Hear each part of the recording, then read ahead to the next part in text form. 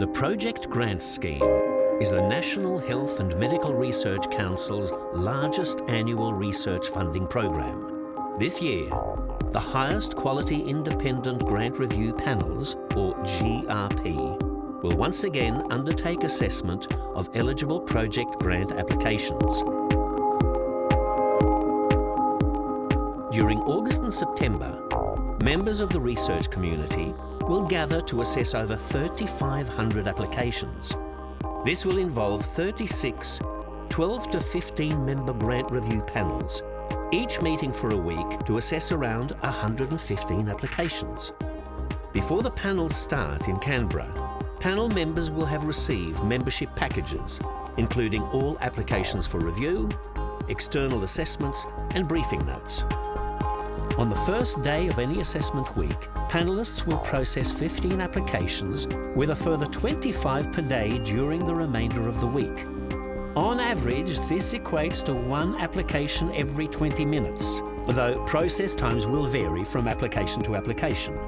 The prescribed 20-minute time frame is a guide only, to keep the process on schedule and help foster equity.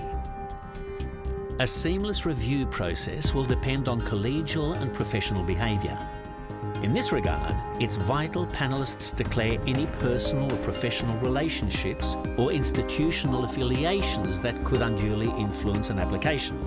Confidentiality of the process must be maintained at all times.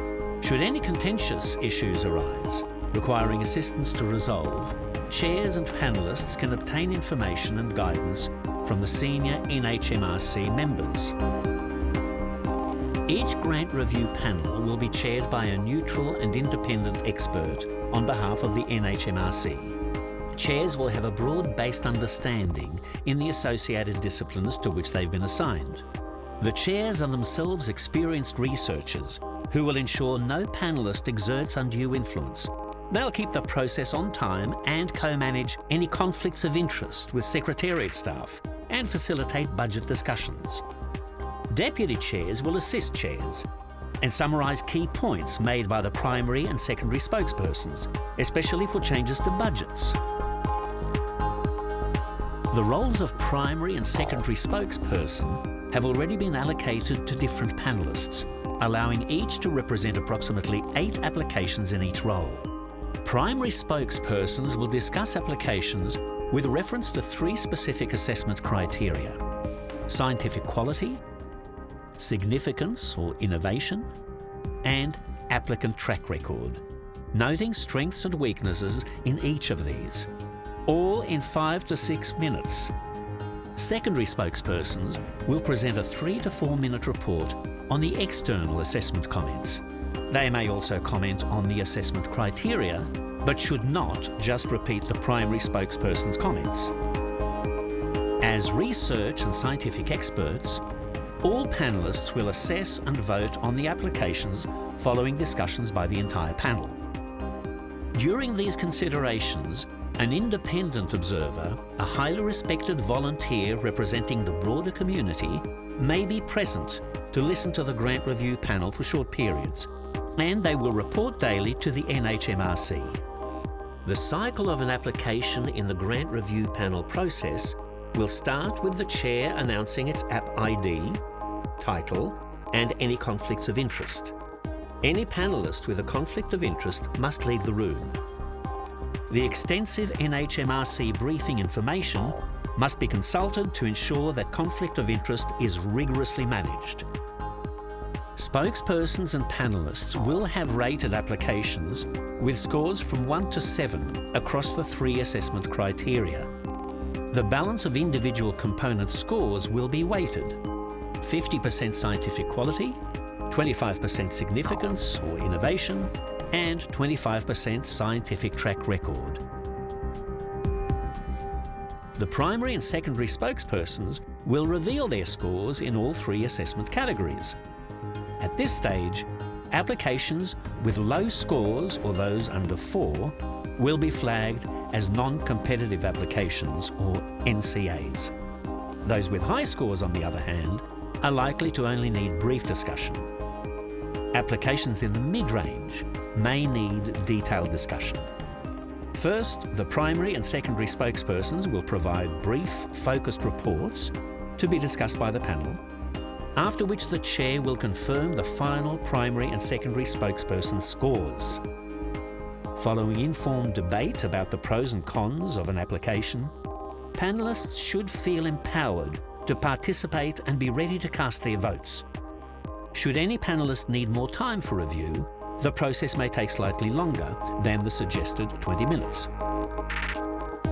Finally, all panellists will complete score sheets for the application in a secret ballot and forward them to the Secretariat, who will enter them into a database and announce the final scores to the panel.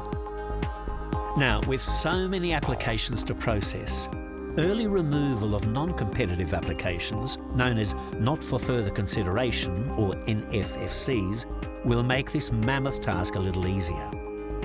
A list of applications flagged NFFC will be compiled by the Research Council based on comments recorded by external assessors and spokesperson scores. Each panellist will then review the list of NFFC applications on day 1. Panellists confirm the list by signing the bottom of the NFFC sheet. But panellists may circle any application to rescue it. NFFC sheets will then be handed to the chair or secretariat. Rescued applications will be put back into the grant review panel process without any mention of having been on the NFFC list, and will be dealt with early on day 2 or shortly thereafter.